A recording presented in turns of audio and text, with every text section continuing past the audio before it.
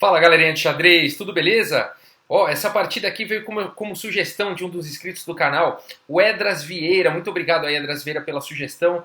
E é a partida do Kasparov contra o mundo, gente. Foi uma partida de xadrez aí que aconteceu em 1999 na internet. No comando aí das peças brancas, a gente tem o Garry Kasparov, né? Que ele enfrentou então o resto do mundo. Como é que foi isso, né? Foi muito legal. Os times, então, do resto do mundo, né, das pessoas que jogavam contra o Kasparov, elas votavam no lance e o lance da maioria dos votos era o lance, então, que era jogado, tá? Quem promoveu esse desafio foi a Microsoft. Na época eles estavam querendo promover o MSN Gaming Zone, um portal de jogos, e com financiamento de um banco americano. Então esse evento foi um grande evento em 1999, eu acompanhei, inclusive, essa partida. Ela demorou, acho que se eu não me engano, uns 4 meses para ser finalizada. Porque qual que era a regra? O Kasparov tinha 24 horas para fazer o lance e o resto do mundo também tinha então 24 horas para fazer o seu lance. Então foi uma partida realmente bastante extensa, demorou bastante, e o Kasparov aqui definiu essa partida. Ele diz o seguinte: este é o maior jogo da história do xadrez. O grande número de ideias, a complexidade e a contribuição que o jogo fez ao xadrez fazem dele o jogo mais importante já disputado. Inclusive, na entrevista à revista Reuters, ele comenta que foi o jogo mais exaustivo da vida dele, do Kasparov. Foi realmente a partida onde ele mais botou energia e foco durante meses, então realmente mais até do que as partidas que ele jogou pelo Campeonato Mundial, pelas próprias características aí dessa partida. Interessante, essa partida na verdade ela é em volta aí de muitas polêmicas, né? Muita gente questiona se realmente, será que todo mundo votando e pela maioria, será que isso traz qualidade ou não? Até o Karpov um pouco antes tinha feito isso, jogada de pretas, e ganhou de forma bem convincente assim sobre o resto do mundo. Então, para essa edição do Kasparov contra o resto do mundo, o pessoal mudou algumas coisas. Então, em primeiro lugar, alguns grandes mestres, alguns grandes jogadores faziam parte de uma equipe que ficava analisando e sugerindo lances, abreviando o caminho para grande parte dos jogadores. Entre esses jogadores, a gente tinha o Etienne Bacrot, da França, Florin Felecan, Irina Krush e a Elisabeth Paes. Tá? Então, grandes jogadores aí do cenário mundial que ficavam, então, fazendo essa formação de opinião, né? Estudando e tal as posições e recomendando para a galera e discutindo. Eu lembro que tinha painéis de análises ao vivo, todo mundo realmente debatendo e tal. Isso foi muito legal, porque o público pôde ir aprendendo e acompanhando como é que os grandes mestres pensavam e tudo mais. Então vamos dar uma olhada aí nessa partida, a partida polêmica aí. Depois, no final do vídeo, vocês vão entender a polêmica que depois surge com relação a essa partida. Vamos lá dar uma olhada então como é que foi. O Kasparov está de brancas então, e ele começa com E4, e aqui o resto do mundo, com 41% dos votos, decidiu por jogar a defesa siciliana. C5 então, cavalo F3, D6, bispo B5 cheque. Então o Kasparov vai para canal Sokolsky, o ataque canal Sokolsky. Bispo D7, bispo toma D7, dama toma D7, C4 aqui então, para uma linha mais fechada aí. O Kasparov está escolhendo. Cavalo C6, cavalo aqui em C3, cavalo F6, roque, G6, então para desenvolver aí o bispo preto em fianqueta, o bispo de casas pretas, né? D4 já quebrando no centro, e depois de C toma em D4, cavalo toma em D4, bispo G7, e aqui o Kasparov já faz uma escolha interessante aqui, o cavalo dele de D, ele joga para E2, tirando aí o cavalo da linha do tiroteio, né, dessa grande diagonal aqui. É um lance interessante aqui pelo Kasparov. E o resto do mundo aqui já joga um lance e a partida já começa a ficar interessante com dama em E6, né? Dama em E6 fazendo uma pressão aqui nos peões G4 e C4. E o Kasparov vai para uma ideia interessante aqui já. Se você quiser encontrar um lance, é um lance que complica tudo, um lance que já torna a partida divertida de cara. Eu vou dar mais alguns segundos. E a ideia é tentar levar o cavalo aqui para C7, tá bom? Onde estaria dando aí um ataque em todo mundo, né? Então, cavalo D5 foi o lance jogado aqui pelo Kasparov, tá bom? Deixando aqui, né, o peão de E4, então, com ideias de ir lá para C7, né? O que ocorre é que aqui as pretas têm a possibilidade de ganhar 2 peões mais o cavalo por uma torre, materialmente falando é igual, né? E vamos ver então como é que isso ocorre. Então primeiro com dama toma em E4, esse foi o lance jogado, cavalo C7 cheque, rei D7, e depois de cavalo A8 a gente vê que esse cavalo não volta mais para a partida, o rei está cobrindo C7, o peão de A7 está cobrindo B6, então dá tempo para o resto do mundo tranquilamente capturar aqui o outro peão aqui de C4, a dama toma em C4, e aqui esse cavalo vai ser capturado, então ele não vai ser salvo, ele resolve pelo menos fazer um estrago aqui nessa estrutura de peões, o Kasparov decide por isso, então cavalo B6 cheque, forçando aí, né, a captura do cavalo, é um ataque duplo, né, então o peão toma aqui em B6, e aí se a gente fizer o balanço, né, de material está igual, então o Kasparov tem um cavalo e 2 peões a menos, por uma torre, né, e aqui só que no entanto são peões dobrados. Então o Kasparov provavelmente escolheu essa linha acreditando que teria mais para frente um final vencedor. Cavalo C3 foi jogado, torre em A8, colocando a torre já na coluna semi-aberta. Coluna semi-aberta, né, quando tem pelo menos o peão aqui do adversário. Se esse peão não existisse aqui em A2 seria uma coluna aberta, tá bom? Então uma coluna semi-aberta. A4 foi jogado, cavalo em E4 então fazendo já uma pressão bastante grande aqui em C3, praticamente forçando aí a troca, né? Cavalo toma em E4, dama toma em E4 então, e aqui o que jogar, né? O Kasparov decide jogar a dama então, atacando pontos vulneráveis, né? É isso que a gente tem que fazer quando a gente está jogando, procurar, né, pontos vulneráveis, aí pontos fracos, e o Kasparov vai para um lance então já atacando esses pontos vulneráveis de uma vez só. Dama B3 então foi jogado pelo Kasparov, F5, deixando, né, o peão aqui de B6, e aqui poderia ter jogado aqui dama toma B6, no entanto as pretas conseguiriam bastante iniciativa aqui, com o lance cavalo D4, é uma posição não muito clara, tá, mas perfeitamente jogável, mas aparentemente aqui as pretas parecem ter uma iniciativa maior, né, o Kasparov não gosta de jogar se defendendo, nem nada disso, então ele prefere não capturar esse peão, já que é um peão dobrado, e ele prefere melhorar aí a sua posição, desenvolvendo então a peça que ainda não foi desenvolvida, né? Muito interessante essa decisão aí do Kasparov, e ele joga então bispo G5, e esse lance aqui ele é bastante ardiloso, tá? Porque na verdade ele é um bispo que vai de C1 para G5, mas G5 ele não está ameaçando nada, isso pode parecer um lance estranho, na verdade ele só está tirando o bispo da frente, o que o Kasparov realmente quer jogar é a torre aqui na coluna E, tá bom? Torre de A em E1, por exemplo, e essa dama teria que sair e a dama do Kasparov entraria em E6, que seria fortíssimo, tá? Então essa que é a ideia do Kasparov com bispo G5, só para ilustrar, né? Se as pretas quiserem, por exemplo, jogar aqui H6, as brancas ficam muito bem, o Kasparov ficaria muito bem com torre de A em E1, e aí não dá para tirar a dama, por exemplo, dama G4, as brancas ganham imediatamente aí com dama em E6 cheque, depois de rei C7, bispo toma em E7, uma posição já vencedora para as brancas. E depois de torre A em E1, então outra possibilidade ao invés de dama G4 seria cavalo aqui em D4, mas mesmo assim o Kasparov ficaria muito melhor, tá bom? Com torre toma dama em E4, e depois de cavalo toma em B3, a torre tomando em E7, então com cheque, defendida aqui pelo bispo, e depois de rei C6, torre toma em G7, H toma em G5, torre toma em G6, e a gente vê que é uma posição aqui muito melhor, seria uma posição muito melhor para o Kasparov, tá bom? Então depois de bispo G5, olha que legal, né? Essa posição já cheia das profundidades aí, né? Bispo G5, então as pretas, claro, não querem que isso aconteça e jogaram imediatamente aqui dama B4, oferecendo a troca, ao mesmo tempo defendendo aqui em B6. O Kasparov não quer trocar, dama em F7, então atacando o bispo, fazendo uma pressão também em E7, bispo em E5, tirando então do ataque. Tá caindo aqui em H7, mas também está caindo em B2. Uma posição bastante interessante aqui já, né? H3, dando um respiro aí para o rei. Torre toma em A4 foi jogado. E depois de torre toma, dama toma em A4. Dama toma em H7. Bispo toma em B2.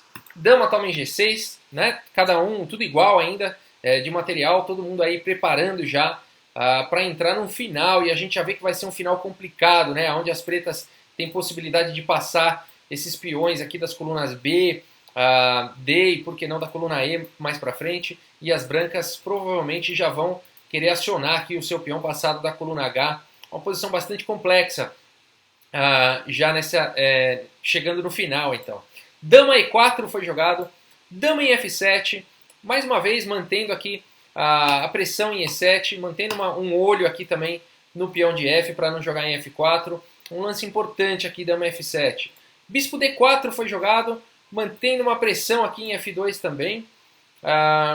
E aqui o Kasparov jogou dama B3. Esse lance é bastante importante, eu vou voltar aqui, por quê, né? As pretas querem jogar B5, então se por exemplo aqui as brancas jogassem H4 imediatamente, as pretas têm B5 e fica muito perigoso jogar dessa forma, tá bom? Então o Kasparov ele prefere jogar aqui o dama em B3 primeiro, evitando o lance B5. F4 foi jogado, agora a dama não está mais de olho em F4, e as pretas estão ameaçando F3, que seria um lance terrível, aqui um lance muito perigoso. Kasparov não pode permitir, ele volta a dama então para F7, e agora esse peão de B está livre, né? Mas primeiro, esse peão aqui de F4 está atacado pela dama e pelo bispo, então primeiro o resto do mundo aqui defendeu com bispo em E5, e a partida seguiu, agora sim, H4, e agora a gente vê essa corrida dos peões dos dois lados, bastante emocionante, B5, H5, dama C4 propondo aí a troca de damas, dama F5, Kasparov mais uma vez tenta manter aí a dama no tabuleiro, mas depois de dama em E6, aí realmente a melhor coisa a fazer é trocar as damas e o Kasparov vai para isso. Dama toma em E6, rei toma em E6 e o Kasparov faz isso na expectativa aí de ir para um final vencedor. E ele continua então com G3, essa ideia do Kasparov é muito interessante. Agora esse peão de F4 está atacado duas vezes pelo peão e pelo bispo, né? As pretas aí poderiam tentar defender aqui com rei em F5, mas entraria no final melhor aí para as brancas, tá bom? Então elas jogam peão toma em G3, tá? Se por acaso tivesse jogado rei em F5, uma possível continuação seria bispo toma em F4, e depois de bispo toma em F4, peão toma em F4 e rei toma em F4, as brancas jogariam simplesmente H6 aqui, em uma posição muito perigosa, né? O rei não consegue mais voltar para segurar esse peão, teria que manobrar o cavalo aqui para E5, H7, cavalo F7 para segurar a promoção do peão, mas aí as brancas ficariam muito bem com torre E1, e depois de E5 defendendo, torre B1, rei G5 para tentar segurar aquele peão lá, tentar capturar aquele peão passado, mas não dá tempo. Depois de torre toma B5, rei H6, torre toma B7, e o problema é que agora esse lance vem com uma ameaça aí sobre o cavalo,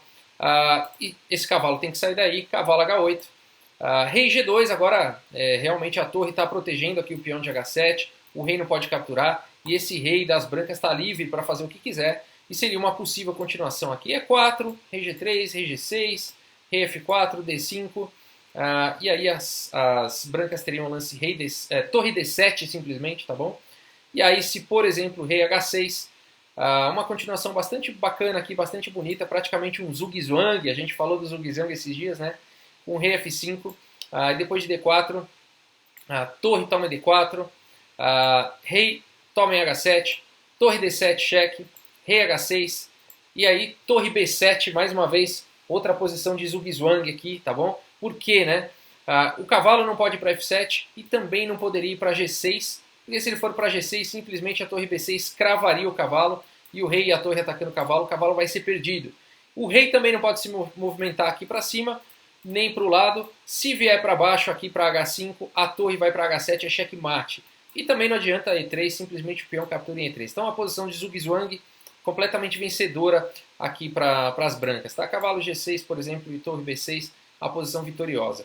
Tá bom? É claro que os dois times não devem ter visto com tanta profundidade a posição, mas depois aqui de G3, provavelmente a equipe do resto do mundo viu que teria problemas aí em jogar rei F5, tá?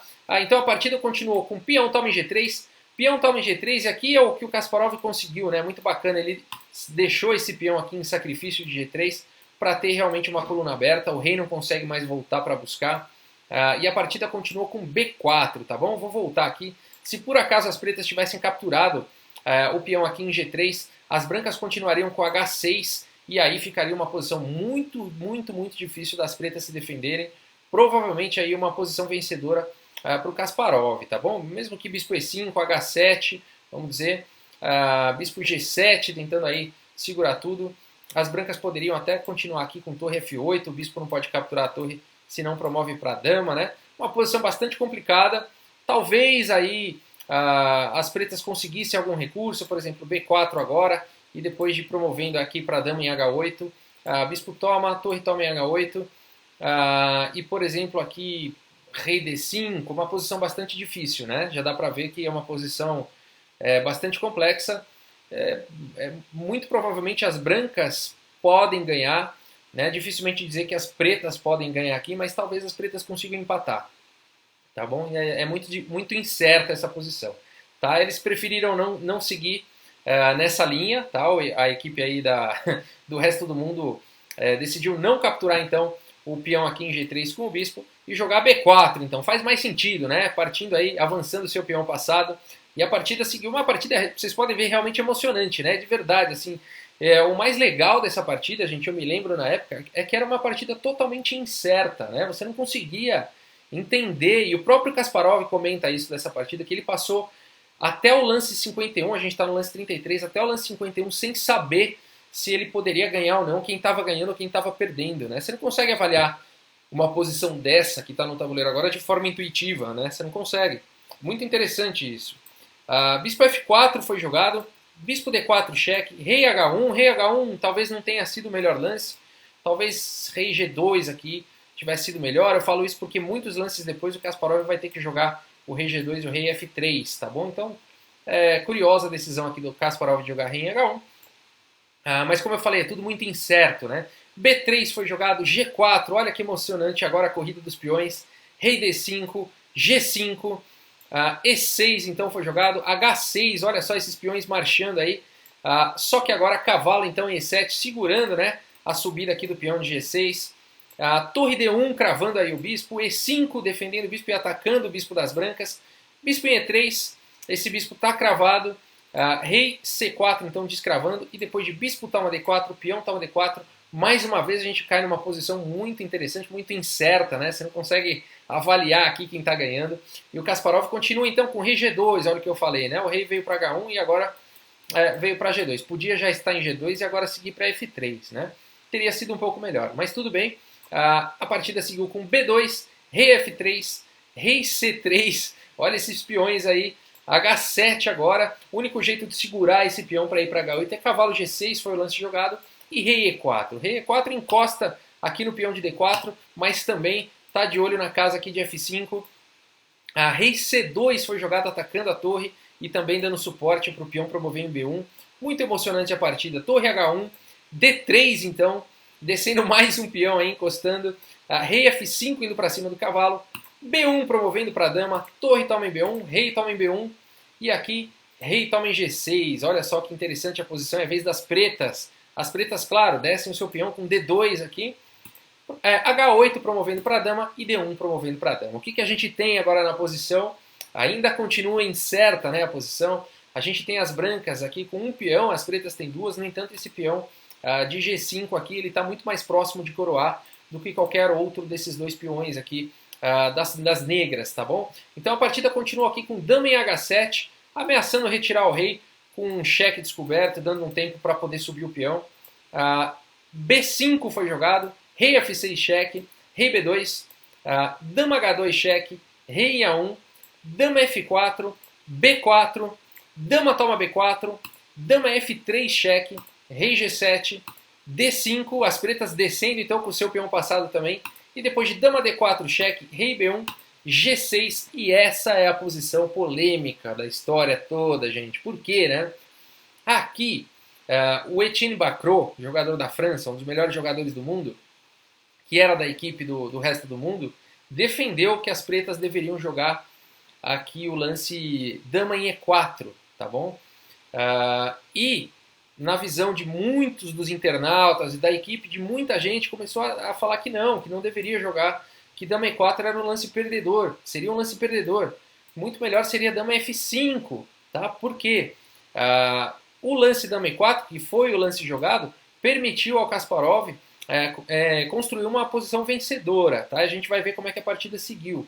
Ao passo que dama F5 criaria uma posição muito difícil das brancas ganharem, provavelmente até empatada, apesar do peão das brancas estar mais próximo da casa de coroada, a oitava, né? Seria realmente uma posição muito complicada. E aí entra toda a polêmica, né? Porque na verdade a Microsoft não divulgava as porcentagens de votação.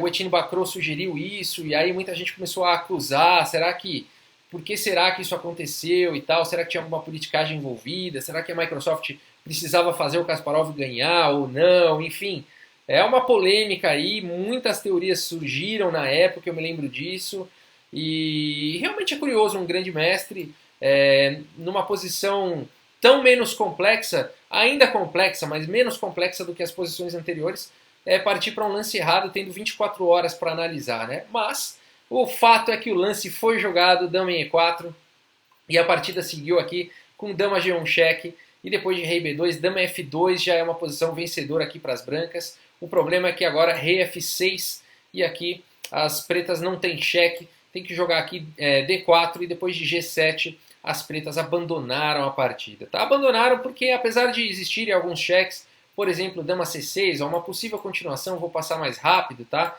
Porque aqui exige uma certa técnica realmente para vencer e muitos lances, tá? Mas só para ilustrar que é uma posição completamente vencedora, tá bom? Mesmo que as pretas cheguem com esse peão aqui em D2, tá, gente? Para quem tiver deficiência visual, a posição, tá? As pretas têm o rei em C1 e o peão em D2, tá bom? E as brancas têm aqui o rei em G7 e a dama em H5, tá bom? E a vez das brancas, tá? As brancas poderiam continuar essa posição. Existe uma técnica, provavelmente aí iriam mais uns 20 ou 30 lances, tá? Eu não vou passar lance a lance aqui, porque ficaria muito exaustivo para vocês, mas é só para ilustrar aqui que existe essa técnica, tá? Quem quiser treinar isso vale a pena, mas leva-se aí mais uns bons lances, tá? Mas é uma técnica conhecida pelos grandes mestres, e por isso aí que depois de G7 as pretas abandonaram, tá bom? A polêmica toda é em torno porque aqui nessa posição, aqui depois de G6, as pretas poderiam ter jogado dama F5, e mais uma vez eu vou passar aqui bem rápido, mas só para vocês sentirem aí o drama da possível continuação com dama F5, e a gente percebe aqui que seria uma continuação provavelmente empatada, tá bom? Apesar das brancas, no final das contas, possivelmente teriam aí um peão em G7, tá bom? Então, para quem tem deficiência visual, a gente está olhando a posição com as brancas tendo um peão em G7, o rei em H8 e a dama branca em G6, tá bom? E as pretas tendo o rei em A1 e a dama em D4, sendo a vez das brancas jogarem. E aparentemente é uma posição onde as brancas estão ganhando, mas não, tá bom? Até se colocar essa posição no Stockfish, no começo ele dá mais 4, assim, ele dá uma posição vencedora para as brancas, mas se você deixar ele com mais profundidade, mais tempo pensando, não demora muito para ele dar o 0 e aí a continuação de empate, tá? Realmente vai levar aí mais 30 lances, não sei mais quantos lances aí para empatar, não vale a pena se estender tanto, tá? Mas só para vocês entenderem que existe uma polêmica envolvida aí, que provavelmente dama F5 poderia levar ao empate, ao passo que dama E4, que foi o lance jogado, eu vou deixar na posição polêmica aqui então, de dama E4, é um lance que a gente viu que perde em mais alguns poucos lances, tá bom? De um jeito ou de outro, gente, uma partida emocionante, claro que existe toda uma polêmica envolvida, existe toda uma politicagem, interesses da Microsoft, eles estavam divulgando um espaço novo de jogos, muitas coisas envolvidas. Existe até um livro sobre isso, o Kasparov até publicou depois um livro sobre esse evento, Kasparov Against the World, Kasparov contra o mundo. Então eu acho que vale a pena, eu fiz esse vídeo aí como sugestão de um inscrito, eu acho que vale a pena a gente ter esse registro dessa partida, porque foi, queira ou não, um grande evento que ocorreu aí no xadrez mundial e que merece aí a sua devida atenção, merece que essa polêmica seja colocada. Eu não vim para dar resposta nenhuma com esse vídeo, muito pelo contrário, eu vim para levantar perguntas, tá bom? Mais do que respostas, eu acho que esse debate que é muito proveitoso aí, e mais do que isso, uma partida de grande qualidade, independente aí da polêmica envolvida, sem dúvida nenhuma, uma partida muito empolgante, muito instrutiva para os dois lados, e vale a pena. Beleza, gente? Muito obrigado aí pela audiência de vocês, um grande abraço e até a próxima, pessoal. Valeu!